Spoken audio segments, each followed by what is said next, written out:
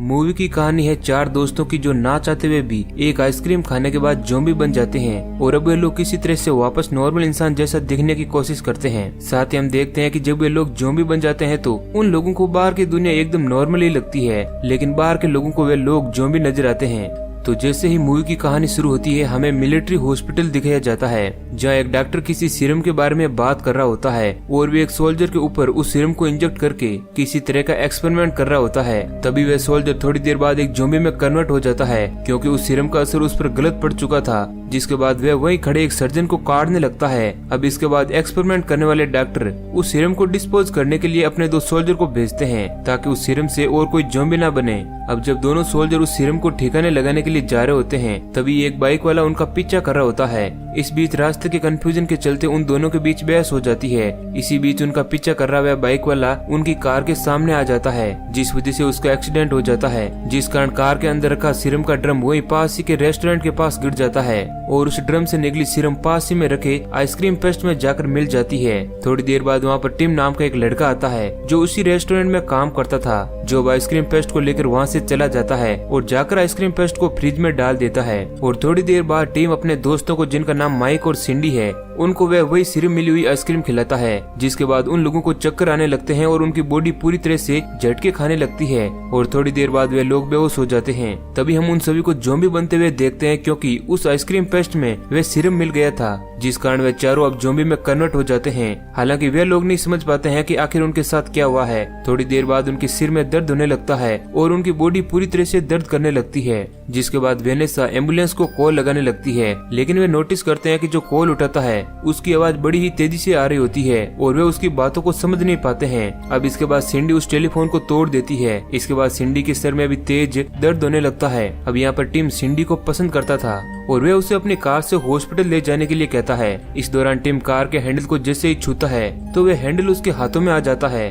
और उन सभी को कुछ समझ नहीं आता है कि आखिर उनके साथ हो क्या रहा है। तभी वहाँ पर सिंडी अपनी बिल्ली को लेकर आती है जिसे वे अपने साथ ले जाना चाहती है और जैसे ही वो उसके ऊपर हाथ फेरती है तो उस बिल्ली की बॉडी पूरी की पूरी उधर जाती है और उसकी वहीं पर मौत हो जाती है। दरअसल वे लोग ज़ॉम्बी बन चुके थे और उनके अंदर ज़ॉम्बी वाली पावर भी आ चुकी थी। अब इसके बाद वे सभी लोग पैदल ही हॉस्पिटल जाने के लिए आगे बढ़ते हैं। रास्ते में कुछ लोग उन्हें देखकर डर जाते हैं क्योंकि वे चारों उनको एक ज़ॉम्बी की तरह दिख रहे होते हैं, लेकिन उन सभी दोस्तों को ये बात पता नहीं होती है। अब इसके बाद वे चारों लोग बात करते हैं कि शायद उनके ऊपर किसी ड्रग का असर हो चुका है, इसी कारण लोग उन्हें देखकर भाग रहे हैं। तभी वहाँ पर निक नाम का एक आदमी आता है जो दरअसल एक आर्मी सोल्जर था, जो उन्हें बताता है कि उनके ऊपर किसी ड्रग का असर नहीं हुआ है, वो लोग एक सीरम के चलते ज़ॉम्बी बन चुके हैं। अब वे लोग निक से इस बारे में और सारी जानकारी लेना चाहते थे, लेकिन निक उनसे अपना मोबाइल फोन मांगता है, लेकिन वे चारों अपना मोबाइल उसी रेस्टोरेंट में भूल आए थे। माइक कहता है कि थोड़ी दूरी पर एक टेलीफोन बूथ है, जिसके बाद वो सभी लोग आगे बढ़ने लगते हैं, जहाँ पर एक रेस्टोरेंट के बाहर उन्हें एक आदमी नजर आता है जिसने बहुत ही ज्यादा शराब पी थी।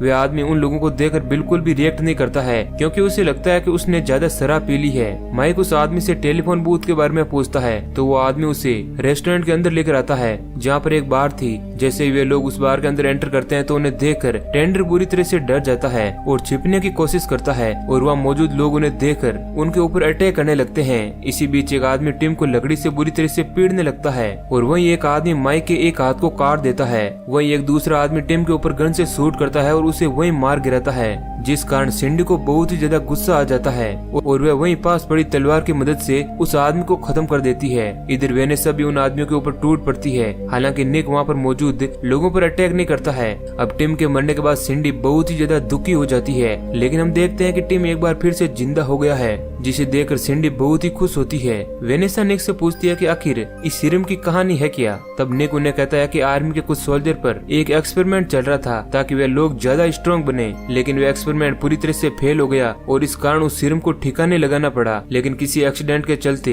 वे सीरम उन लोगों के बीच पहुंच गया, जिस कारण शहर में मौजूद बहुत सारे लोग ज़ॉम्बी बन चुके हैं और अब आर्मी उन ज़ॉम्बी बने लोगों को ढूंढकर खत्म कर रही है। हालांकि निक उन्हें कहता है कि हम लोग बाकी ज़ॉम्बी से अलग है, लेकिन हम सभी को साथ साथ रहकर इस सिचुएशन को फेस करना होगा। अब इसके बाद माइक के साथ हम उसी हाथ को देखते हैं जिसे एक आदमी ने काट दिया था, जिसके अंदर अभी भी हलचल हो रही थी। जिसके बाद माइक अपने हाथ को फिर से जोड़ देता है। दूसरी तरफ हमें शहर का सीन दिखाया जाता है जहाँ लोग ज़ॉम्बी बनते जा रहे हैं और आर्मी वाले उन्हें बड़ी ही बेरहमी से खत्म कर रहे हैं। इस दौरान वो लोग भी वहीं पर मौजूद होते हैं जो आर्मी वालों को देखकर छिप जाते हैं। वहीं पर हम उसी डॉक्टर को देख पाते हैं जिसने उस सोल्जर पर एक्सपेरिमेंट किया था। अब यह निक समझ आता है कि इस सीरम के इन्फेक्शन से ठीक होने का ऑप्शन सिर्फ डॉक्टर के पास ही है। वो लोग उस डॉक्टर का पीछा करते हुए एक रेस्टोरेंट के अंदर आ जाते हैं और वो पीछे वाले रास्ते से उस रेस्टोरेंट के अंदर जाने लगते हैं, जहाँ किचन में काम कर रहे कुछ लोग उन्हें देखकर डर जाते हैं, जिन्हें वे लोग मिलकर खत्म कर देते हैं। इसके बाद निक अकेले ही उस डॉक्टर से मिलने के लिए वेटर की ड्रेस पहनकर अंदर आ जाता है और अब वो डॉक्टर की टेबल के पास जाकर खाना सर्व करने लगता है। अब इसी बीच उसे वहाँ पर आर्मी कर्नल भी नजर आता है, जिसकी प्लेट में निक की स्किन गिर जाती है। अब इसके बाद वहाँ पर मौजूद सारे लोग निक को देखकर डर जाते हैं और वहाँ से भागने लगते हैं। इधर निक भी वहाँ से अपनी जान बचाकर अपने दोस्तों के पास आ जाता है और उन्हें वहाँ से भागने के लिए कहता है। अब ये सारे लोग वहाँ से भागकर एक सेफ जगह पर आते हैं जहाँ पर सिंडी को अपने पेरेंट्स की याद आ रही थी, लेकिन निक उसे समझाता है कि हमें इंसानों के बीच नहीं जाना चाहिए क्योंकि वहाँ पर हमारी जान को खतरा है। लेकिन वेनेसा को ऐसा कुछ भी नहीं लगता है। वे भी अपने बॉस से मिलने के लिए जाने का मन बना लेती है।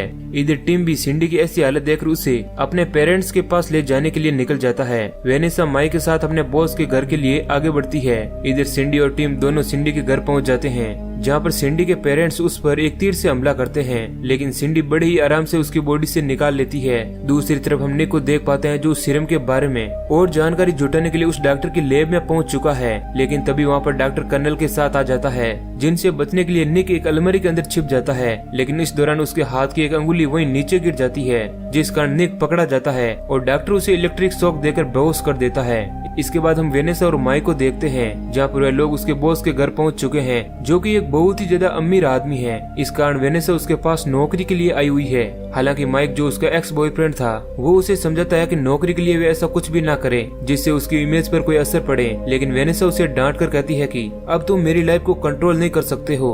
अब वेनेसा अपने बॉस के पास पहुंचती है, हालांकि उसका बॉस उसे नहीं देख पाता क्योंकि वह ड्रिंक बना रहा था। अब उसकी आवाज सुनकर वह वेनेसा को कहता है कि उसके यहाँ आने पर वह बहुत ही ज्यादा खुश है। अब इसके बाद अंधेरा होने के कारण उसका चेहरा वह एक बार फिर से नहीं देख पाता है और वे दोनों किस करने लगते हैं। इस दौरान वेनेसा के मुंह से स्किन निकलती है जो सीधे उसके बॉस के मुंह में चली जाती है। अब इसके बाद उसका बॉस भी उजाले के अंदर वेनेसा का चेहरा देख लेता है, जिस कारण वह बुरी तरह से डर जाता है और वहाँ से भाग जाता है। दूसरी तरफ हम टिम और सिंडी को देखते हैं। टिम उसके पेरेंट्स से बात करने के लिए एक बार फिर से जाता है, लेकिन उसके पेरेंट्स उस पर गन से शूट करते हैं, लेकिन वो उन्हें समझाता है कि वह सिंडी को चाहता है और वह उसे जिंदगी भर खुश रखेगा। लेकिन उनको टिम की बातें समझ नहीं आती है और वे एक फटाका जलाकर टिम की तरफ फेंक देते हैं, लेकिन टिम उस फटाका को सिंडी के पेरेंट्स के ऊपर ही फेंक देता है, जिस कारण एक ब्लास्ट होता है और उन लोगों की मौत हो जाती है। इसके बाद टिम सिंडी को कहता है कि वह उससे बहुत ही ज्यादा प्यार करता है।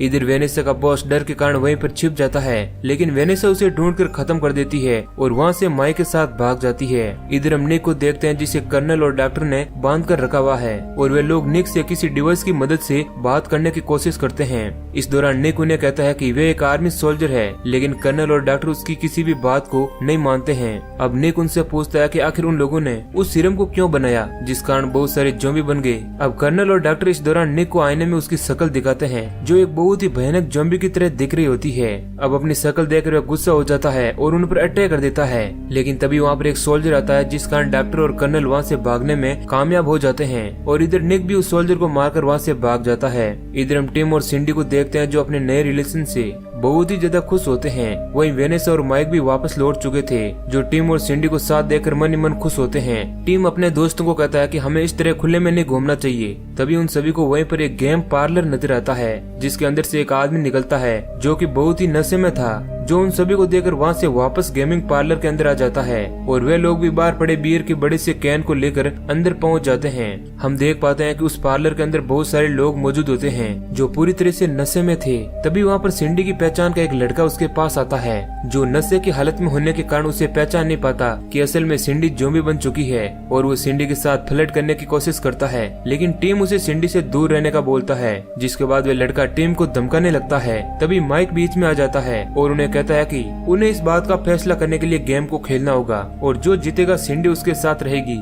इसके बाद वे सभी लोग गेम खेलने लगते हैं। अब जीतने के लिए माइक को आखिरी शॉट मिलता है और वे अपना शॉट लेता है, लेकिन हम देखते हैं कि उसका टूटा हुआ हाथ भी उस बॉल के साथ चला गया है और वे एक ऑब्जेक्ट को नहीं गिरा पाता है, लेकिन उसका हाथ उस ऑब्जेक्ट को गिरा देता है और इस तरह से वे लोग विनर बन जाते हैं। अब थोड़े समय बाद उन सभी लोगों का नशा कम हो जाता है और वे लोग देख पाते हैं कि किस तरह टीम और माइक जीतने के बाद डांस कर रहे हैं, जो कि ज़ॉम्बी की तरह दिख रहे होते हैं। उन्हें देखकर कई लोग वहाँ से भाग जाते हैं, लेकिन कुछ लोग उनके ऊपर अटैक भी कर देते हैं। अब इस दौरान टीम सिंडी के साथ फ्लर्ट करने वाले लड़के का हाथ उखाड़ देता है, लेकिन इसी बीच एक आदमी माइक की गर्दन को तोड़ देता है। इधर हम सिंडी और टीम को देखते हैं जो किस करने लगते हैं। अब उन्हें ऐसा करता हुआ देख वहाँ मौजूद सारे लोग डरने लगते हैं। तभी वहाँ पर निक आ जाता है जो उन सभी को कहता है कि अब वे लोग किसी भी तरह से ठीक नहीं हो सकते हैं, क्योंकि उस सीरम द्वारा वे लोग ज़ॉम्बी बन चुके हैं और इसका कोई भी इलाज नहीं है और उन सभी को आर्मी जल्दी ढूंढ कर खत्म कर देगी। अब ये सुनकर वे लोग दुखी हो जाते हैं। तभी वे देखते हैं कि जिन लोगों से वे लोग लड़े थे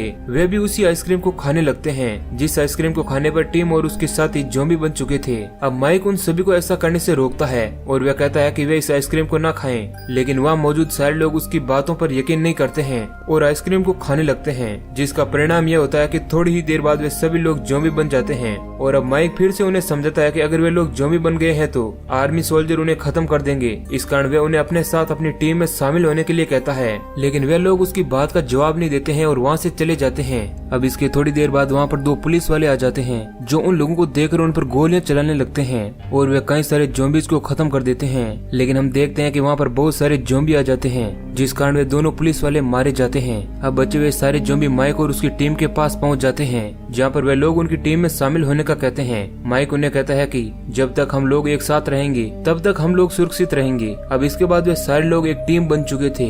वेनेसा माइक के सिर को रखने के लिए एक बैग को लेकर आती है जिसमें 2 छेद होते हैं, जिसकी मदद से माइक बाहर देख सकता था। इसके बाद वे सारे लोग फैसला करते हैं कि वे आर्मी के कैंप की तरफ आगे बढ़ेंगे। तभी उन सभी को वहीं पर एक आर्मी सोल्जर की गाड़ी आती हुई नजर आती है, जिसमें एक सोल्जर ने एक अजीब सा जैकेट पहना हुआ था। निक उस जैकेट को भी उतार लेता है और उस गाड़ी को ड्राइवर से छीनकर अपने सारे साथियों को लेकर वहाँ से आर्मी कैंप की तरफ आगे बढ़ जाता है, जहाँ चेक नाके पर एक आर्मी सोल्जर ट्रक को चेक करने लगता है, जहाँ पर वे सारे लोग मरने की एक्टिंग करते हैं और वे आर्मी सोल्जर उन्हें कैंप के अंदर जाने की परमिशन दे देता है। अब जैसे ही वो लोग गाड़ी को लेकर आगे बढ़ते हैं, इस दौरान बैग के अंदर रखे हुए माइक का वे सिर बैग के साथ ट्रक से नीचे गिर जाता है, जिसे उठाने के लिए वे लोग नीचे उतरते हैं। लेकिन निक देखता है कि वह ट्रक बिना रुके आर्मी कैंप की तरफ आगे बढ़ रहा है। तभी वहाँ पर आर्मी सोल्जर आ जाते हैं, जिनसे बचकर वो लोग भागने लगते हैं। अब थोड़ी ही दूर आने पर वे लोग आपस में बात करने लगते हैं और वे कहते हैं कि अब इस तरह तो हम लोग मारे जाएंगे। लेकिन तभी बैग के अंदर मौजूद माइक का सिर उन सभी से कुछ कहना चाहता है और जैसे ही वेनेसा माइक के सिर को बैग से निकालती है तो वे लोग देखते हैं कि माइक के मुंह में एक बम रखा हुआ है। माइक अपने दोस्तों को कहता है कि वह इस बम की मदद से उन सारे लोगों को खत्म कर देगा, जिस कारण वे लोग यहाँ से बचकर निकल सकते हैं। लेकिन वेनेसा उसे ऐसा करने से रोकती है, लेकिन माइक के बार बार कहने पर वे सारे लोग मान जाते हैं। तभी वहाँ पर वे सारे सोल्जर आ जाते हैं, जिस कारण बाकी के लोग वहाँ से चले जाते हैं और जैसे ही आर्मी सोल्जर माइक के उस सिर के पास पहुँचते हैं तो वह बम ब्लास्ट हो जाता है और माइक के साथ वे सभी लोग मारे जाते हैं। इधर ये सारे लोग अपने साथियों के पास आते हैं और वे सभी को कहते हैं कि माइक मारा जा चुका है, जिसके बाद अब सभी ज़ॉम्बी आर्मी वालों से माइक की मौत का बदला लेना चाहते हैं, जिसमें सारे ज़ॉम्बी 2 ग्रुप की टीम में बंटकर आर्मी के कैंप के अंदर घुस जाएंगे। अब यहाँ पर निक उन सभी को कहता है कि वे आर्मी वालों का ध्यान भटकाएगा, जिस कारण तुम लोग उस कैंप के अंदर आसानी से घुस सकोगे। और अब वे सारे लोग जो ज़ॉम्बी बन चुके हैं एक दूसरे से गले मिलते हैं, क्योंकि उनको लगता है कि अब वे लोग मारे जाएंगे। अब इसके बाद निक आर्मी कैंप में घुस जाता है और वे सोल्जर के सामने डांस करने लगता है। इस दौरान कई सोल्जर उसे बहुत सारी गोलियां मारते हैं, लेकिन उसकी मौत नहीं होती है। तभी डॉक्टर उनसे कहता है कि वे इसके सिर पर वार करें, लेकिन कर्नल उसे ऐसा करने से रोकता है, क्योंकि वे उसे जिंदा रखना चाहता था ताकि वे उस पर एक और एक्सपेरिमेंट कर सकें। लेकिन वे आर्मी वाले कर्नल की बात को नहीं सुनते हैं और निक के ऊपर गोलियां चलाने लगते हैं, जिस कारण निक की मौत हो जाती है और मौका देकर सारे ज़ॉम्बी उन आर्मी वालों पर अटैक कर देते हैं और सभी लोग मारे जाते हैं। अब इसके बाद हम कुछ ज़ॉम्बीज को देख पाते हैं जो अपनी एक अलग ही दुनिया बना चुके हैं और वे इंसानों से दूर कहीं खुशी खुशी रहा करते हैं। इसके बाद मूवी के लास्ट सीन में हम उसी डॉक्टर और कर्नल को देख पाते हैं और वहीं बेड पर हम निक को भी देख पाते हैं जो अभी तक जिंदा था जिसको कर्नल और डॉक्टर ने किसी तरह बचा लिया था, और अब वे लोग उसके ऊपर एक और एक्सपेरिमेंट करने की बात करते हैं और वे निक को कहते हैं कि इस दौरान उसे बहुत ही तेज दर्द सहन करना पड़ेगा। लेकिन निक डॉक्टर को कहता है कि वे एक ज़ॉम्बी है, ना कि इंसान, मतलब उसको दर्द होगा ही नहीं। और इसी सीन के साथ मूवी एंड हो जाती है। तो दोस्तों, अगर ये कहानी आपको पसंद आई है तो वीडियो को लाइक जरूर करें। धन्यवाद।